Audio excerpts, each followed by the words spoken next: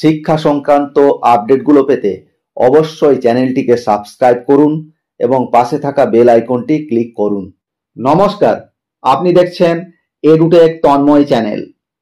Professional qualification BEd থাকা ৩,৪৪৬ জন প্রাইমারি টিচার্স যারা ডেট অফ জয়েনিং থেকে বি ক্যাটাগরি স্কেল পাচ্ছিলেন, কিন্তু ওনাদের এ ক্যাটাগরি স্কেল পাওয়ার কথা, এই নিয়ে সমস্যা।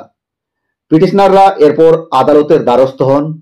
কলকাতা হাইকোর্ট শেষ পর্যন্ত ৩০/৭/২০২৪ তারিখে ওনাদের ডেট অফ জয়েনিং থেকে এ ক্যাটাগরি স্কেল পাওয়ার বিষয়টিতে সহমত প্রকাশ করেন।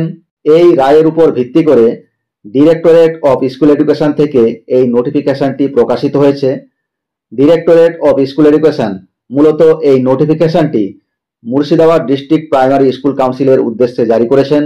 যদিও ৩,৪৪৬ জন প্রাথমিক শিক্ষক শিক্ষিকা কেবলমাত্র মুর্শিদাবাদ ডিস্ট্রিক্টের নয়, বাকি ডিস্ট্রিক্টগুলোর ক্ষেত্রেও হয়তো কনসার্ন ডিপিএসসি থেকে এরপরে নোটিফিকেশন প্রকাশিত হবে।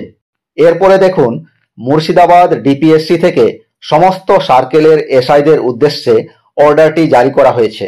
তারিখ হচ্ছে ২৭/১২/২০২৪। এখানে বলা হয়েছে, মাননীয় ডিভিশন বেঞ্চের আদেশের পরিপ্রেক্ষিতে সমস্ত আবেদনকারী শিক্ষকদের তাদের ডেট অফ জয়েনিং থেকে এ ক্যাটাগরি স্কেল দেওয়া হচ্ছে।